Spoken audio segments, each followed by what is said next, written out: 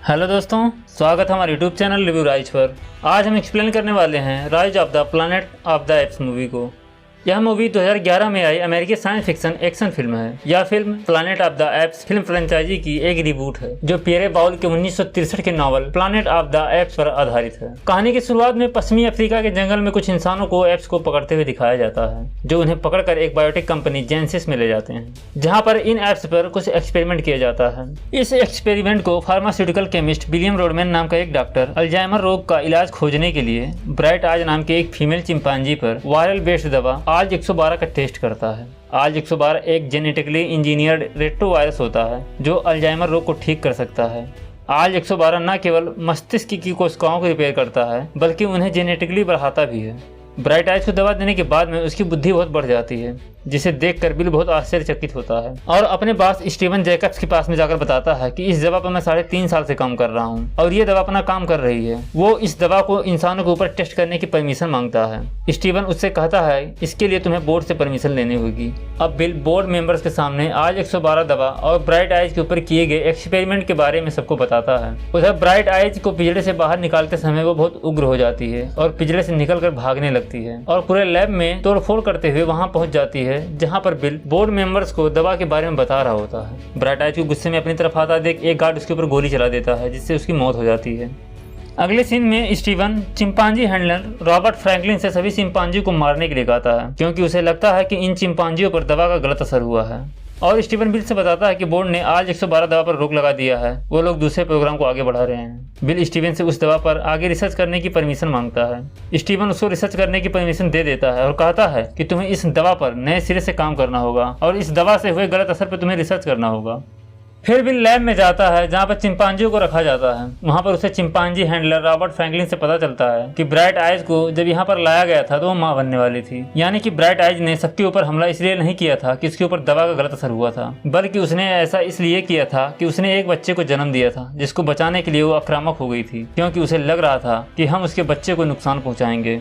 यह सब सुनकर बिल बहुत दुखी हो जाता है। फ्रैंकलिन बिल को ब्राइट आइज के बच्चे को देकर बताता है कि स्टीवन ने सभी 12 चिंपांजियों को मारने का आदेश दिया है और मैंने सबको मार भी दिया है, लेकिन मैं इसको नहीं मार सकता, इसलिए तुम इसको अपने साथ ले जाओ और जब तक मैं इसके लिए कोई सही जगह ढूंढ नहीं लेता तब तक तुम इसे अपने पास में रख लो। बिल उस बच्चे को लेकर अपने घर पे आ जाता है। यहाँ पर बिल के पिता को दिखाया जाता है जो कि अल्जाइमर रोग से पीड़ित होते हैं। बिल अपने पिता को इस बेबी चिंपांजी से मिलवाता है, जिसको देखकर बिल के पिताजी बहुत खुश होते हैं।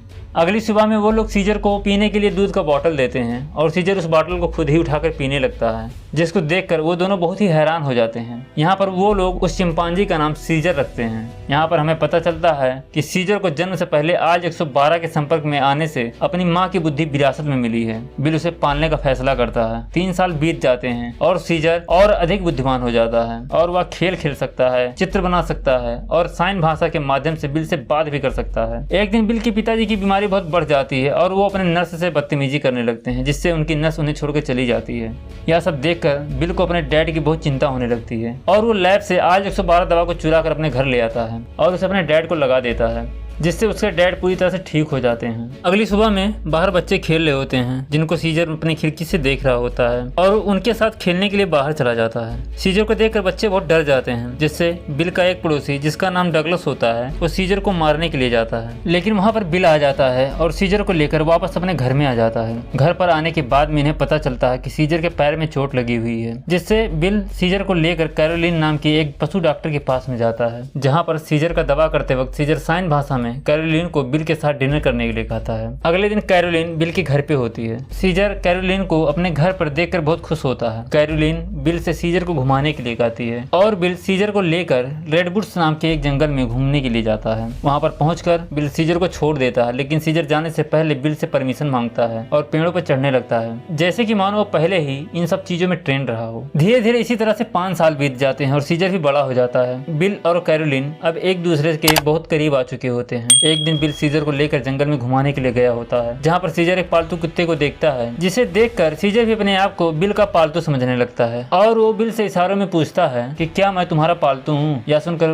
बिल उसको बताता है कि तुम मेरे बेटे हो और मैं तुम्हारा डैड हूँ। लेकिन फिर सीजर उससे पूछता है कि मेरी माँ कहाँ है। यह सुनकर बिल उसको अपनी कंपनी जेनेसिस के पास में ले जाकर बताता है कि मैं इस कंपनी में काम करता हूँ और तुम यहाँ पर पैदा हुए थे। वो बताता है कि तुम्हारी माँ यहीं पर बाकी चिंपांजियों के साथ में रहती थी, लेकिन अब वो यहाँ पर नहीं है क्योंकि अब वो मर चुकी है। तुम्हारी माँ को एक दवाई दी गई थी जो मैं अपने डैड को देता हूँ। तुम्हारी माँ को दी गई दवाई का असर तुम पर भी हुआ है, जिस वजह से तुम इतने होशियार हो। यह सब सुनकर सीजर बहुत दुखी हो जाता है। घर आने के बाद में कैरोलिन बिल से सीजर के बारे में पूछती है, जिस पर बिल उसको बताता है कि उसकी माँ के मरने के बाद में मैं उसकी जान को बचाने के लिए उसको लैब से छिपा कर अपने घर पे ले आया था, लेकिन मुझे जरा भी अंदाजा नहीं था कि उसकी माँ की दवा का असर उसके अंदर आ चुका है और तब से उसके दिमाग की शक्ति और तेज हो गई है। अगली सुबह में बिल और उसके डैड सीजर के साथ नाश्ता करने बैठे होते हैं, जहाँ पर बिल के डैड फिर से बीमार दिखाई देते हैं क्योंकि उनके शरीर की इम्यून सिस्टम एंटीबॉडी विकसित करती है जो वायरस से लड़ती है और उनका डिमेंशिया वापस आ जाता है। अपने डिमेंशिया की स्थिति में बिल के डैड एक पड़ोसी की कार में बैठ जाते हैं और उसे चलाने का प्रयास करते हैं। उस गाड़ी के ऑनर ने इग्निशन में लापरवाही से चाबी छोड़ दी थी, जिससे वो गाड़ी को स्टार्ट करते हैं और उसके आगे और पीछे कारों को हिट करते हैं, जिसे देखकर उनका पड़ोसी डगलस वहां आ जाता है और बिल के डैड को धमकाने लगता है। यह सब सीजर अपनी खिड़की से देख रहा होता है और वहां पर आकर डगलस पर हमला करके उसकी उंगली को काट लेता है। घटना के बाद में सीजर को जॉन लैंडन द्वारा संचालित सैन ब्रूनो प्राइमेट शेल्टर में भेज दिया जाता है, जहाँ पर बिल और कैरोलिन भी आ जाते हैं। लैंडन उनको शेल्टर में एक आर्टिफिशियल जंगल थीम वाले प्लेग्राउंड को दिखाता है और बताता है कि सीजर का यहाँ पर बहुत ही अच्छे से ध्यान रखा जाएगा। अब सीजर को उस आर्टिफिशियल जंगल थीम वाले प्लेग्राउंड के अंदर डाल दिया जाता है और लैंडन बिल को बताता है कि सीजर को यहाँ से वापस ले जाने के लिए कोर्ट का ऑर्डर लाना होगा। जब तक तुम सब कोर्ट का ऑर्डर लेकर आओगे तब तक हम सीजर का बहुत ही अच्छे से देखभाल करेंगे। अंदर जाने के बाद में सीजर बहुत दुखी होता है और बिल से वापस घर ले जाने के लिए कहता है। हालांकि अब बिल कुछ भी नहीं कर सकता था, इसलिए वो कैरोलिन के साथ वापस चला जाता है। उनके वहां से जाने के बाद में वहां के गार्ड के रूप में काम कर रहे लैंडन के बेटे डॉज द्वारा सीजर को एक छोटे से पिंजरे में डाल दिया जाता है, जहाँ पर और भी चिंपांजियों को रखा गया होता है। इधर बिल कोर्ट में जाता है, जहाँ पर इसको 90 दिन बाद का डेट दिया जाता है, जिससे बिल बहुत दुखी हो जाता है और वापस अपने घर आ जाता है, जहाँ पर बिल के डैड की तबीयत और अधिक बिगड़ने लगती है क्योंकि आज 112 के वायरस को उसके डैड का शरीर स्वीकार नहीं कर रहा था, जिससे जीन थेरेपी नाकाम हो रही थी। इसी वजह से बिल के डैड की बीमारी बढ़ती जा रही थी। अब बिल इससे भी तेज वायरस की रिसर्च का प्लान बनाता है और अपने बॉस स्टीवन को बताता है कि उसने आज 112 को अपने पिता पर इस्तेमाल किया था और उनकी बीमारी ठीक हो गई थी,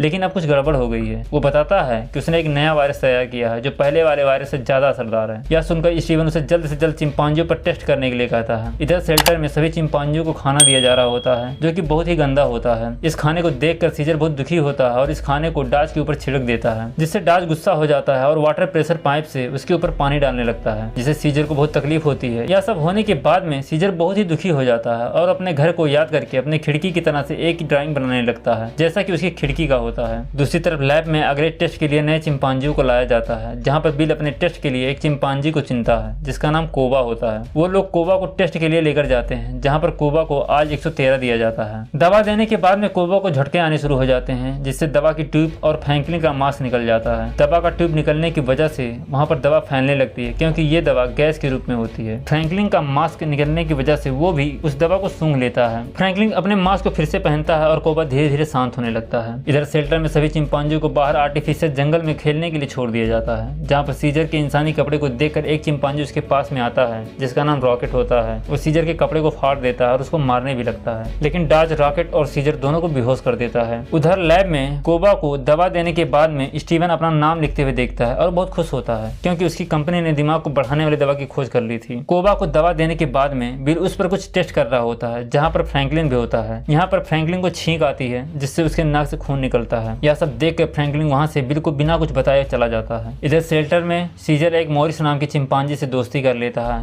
जो पहले सर्कस में था और उसे साइन भाषा की जानकारी होती है। वो सीजर को इशारे से पिंजरे को खोलने का तरीका बताता है। अगली सुबह में सीजर से मिलने के लिए बिल और कैरोलिन आते हैं, जिन्हें देखकर सीजर बहुत ही खुश होता है। बिल सीजर की चोट को देखता है और समझ जाता है कि सीजर को डॉज द्वारा मारा गया है, इसलिए वो डॉज से लड़ने लगता है और सीजर को अपने साथ ले जाने के लिए कहता है। तभी वहाँ पर लैंडन आ जाता है और बताता है कि कोर्ट के आर्डर के बिना वो सीजर को यहाँ से नहीं ले जा सकते। सीजर बिल से उसे अपने घर ले जाने के लिए कहता है, लेकिन बिल मजबूर होता है और वो वहाँ से चला जाता है। बिल के जाने के बाद में सीजर बहुत गुस्सा होता है और दीवार पर खिड़की के बने डिजाइन को मिटा देता है। अगली सुबह जब उन्हें खेलने के लिए पिंजरे से बाहर आर्टिफिशियल जंगल में छोड़ा जाता है तो सीजर वहाँ के पेड़ पे चढ़ जाता है और सभी जगहों का मुआयना करने लगता है। वो एक बड़े से गोरिल्ला को भी देखता है जिसका नाम बक होता है। बक सबसे अलग हमेशा एक पिंजरे में बंद रहता है। अब शाम को शेल्टर में डाज के साथ में उसके कुछ फ्रेंड चिंपांजियों को देखने के लिए आए होते हैं, जिनमें से एक सीजर के पास में चला जाता है और सीजर उसको पकड़ लेता है। सीजर बड़े चालाकी से उसके पास से एक चाकू को निकाल लेता है। उन लोगों के वहां से जाने के बाद में सीजर मॉरिस के बताने के हिसाब से अपने पिंजरे के लॉक को खोल लेता है और बक के पिंजरे के पास में जाकर उसको आजाद कर देता है। बक अपने आप को आजाद देकर बहुत खुश होता है और सीजर से दोस्ती कर लेता है। अब सीजर रॉकेट के पिंजरे को खोल देता है, जिससे रॉकेट भी पिंजरे से बाहर आ जाता है और सीजर को बक के साथ में देखकर डर जाता है और सीजर से दोस्ती कर लेता है। दूसरी तरफ बिल को दिखाया जाता है जो अपने डैड को आज 113 का डोज देने वाला होता है, लेकिन उसके डैड उसे ऐसा करने से मना कर देते हैं, जिसकी वजह से उसके डैड की डेथ हो जाती है। बिल अब लैब में जाता है जहां पर वो एक दूसरे चिंपांजी पर हो रहे टेस्ट को रोक देता है और बताता है कि मैंने फ्रैंकलिन को बताया था कि जब तक हम कोबा के ब्लड टेस्ट के नतीजों को नहीं जान जाएंगे तब तक कोई भी नया टेस्ट नहीं करेंगे। वो लोग बिल को बताते हैं कि फ्रैंकलिन बीमार है और 2 दिनों से काम पर भी नहीं आया है। तभी वहां पर स्टीवन आ जाता है और बिल को बताता है कि मैंने ही इन लोगों को टेस्ट करने के लिए कहा है। बिल यह सुनकर बताता है कि ये वायरस हवा से फैलता है और हम नहीं जानते हैं कि इस वायरस का इंसानों पर क्या असर पड़ता है। यह सब सुनने के बाद में भी स्टीवन टेस्ट को कंटिन्यू करने के लिए कहता है, जिससे नाराज होकर बिल अपने जॉब से रिजाइन कर देता है। फिर हमें फ्रैंकलिन को दिखाया जाता है जो बिल के घर पे गया होता है, लेकिन बिल अपने घर पे नहीं होता है। फ्रैंकलिन के ऊपर वायरस का बहुत बुरा असर पड़ा होता है। तभी फ्रैंकलिन के पास में बिल का पड़ोसी डगलस आ जाता है और फ्रैंकलिन फिर से छींकता है, जिससे फ्रैंकलिन के नाक से खून निकल जाता है और डगलस के ऊपर पड़ जाता है। यह सब देखकर फ्रैंकलिन वहां से चला जाता है। इधर बिल शेल्टर में सीजर को छोड़ने के लिए लैंडन को पैसे ऑफर करता है और लैंडन मान भी जाता है, लेकिन सीजर बिल के साथ जाने से मना कर देता है।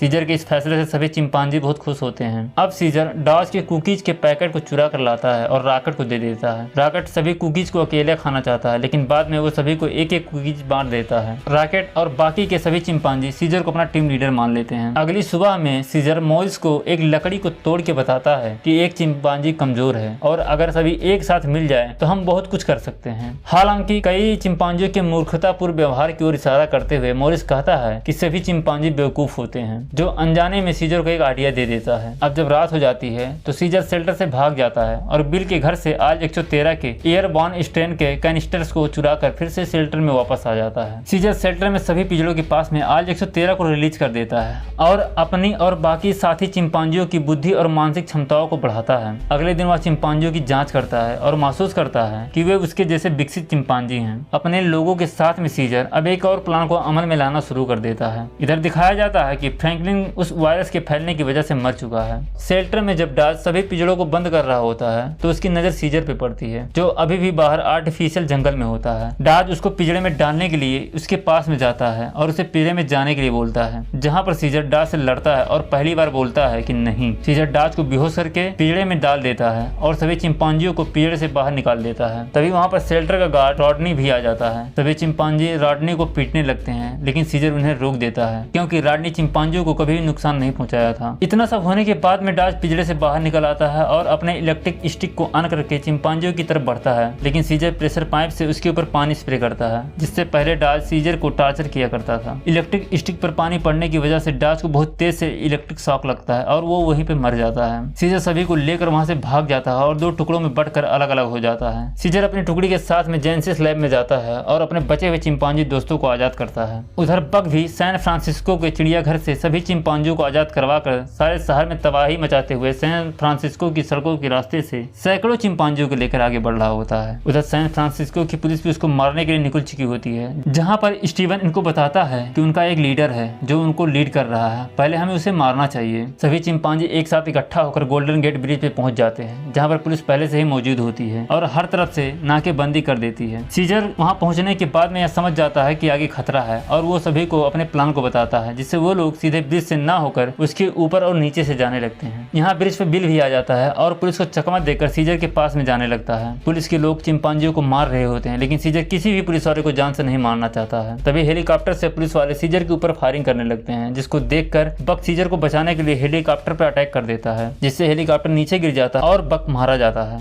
बक के मरने के बाद में सीजर को बहुत गुस्सा आता है और वो हेलीकॉप्टर की तरफ बढ़ता है, जिसमें स्टीवन होता है। स्टीवन सीजर से मदद मांगता है, लेकिन सीजर बक के मरने के बाद से इंसानों पर रहम का आना छोड़ दिया होता है, जिससे वो कोबा से स्टीवन को नीचे धकलवा देता है और स्टीवन मारा जाता है। जाता है। अब सीजर सभी को लेकर जंगल की तरफ बढ़ता है और उसके पीछे बिल भी जाता है। जंगल में पहुंचने के बाद में बिल के ऊपर कोबा हमला कर देता है, लेकिन सीजर उसको बचा लेता है। बिल सीजर को अपने साथ घर आने के लिए कहता है, लेकिन सीजर उसके कान में इंसानों की तरह से ये कहकर मना कर देता है कि यहाँ से उसका घर यही है और सभी चिंपांजी उसके परिवार हैं। सीजर को इंसानों की तरह बोलता देख बिल बहुत आश्चर्यचकित होता है और सीजर को जाने के लिए कहता है। इस तरह से ये मूवी यहीं पे ख़त्म हो जाती है। मूवी के पोस्ट क्रिएट सीन में दिखाया जाता है कि डगलस जो कि एक पायलट है, वो अब फ्रैंकलिन द्वारा किए गए वायरस से संक्रमित हो जाता है। जैसे ही वह एयरपोर्ट पे आता है उसके नाक से खून बहने लगता है, लेकिन वो इस पर ध्यान नहीं देता है। वह पेरिस के लिए अपनी उड़ान के लिए सैन फ्रांसिस्को इंटरनेशनल एयरपोर्ट पे आता है। वह अंततः दुनिया भर में वायरस को अंतर्राष्ट्रीय उड़ान मार्गों पर फैलाता है, जिससे एक घातक महामारी फैलती है, जिस महामारी का नाम सिमियन फ्लू होता है।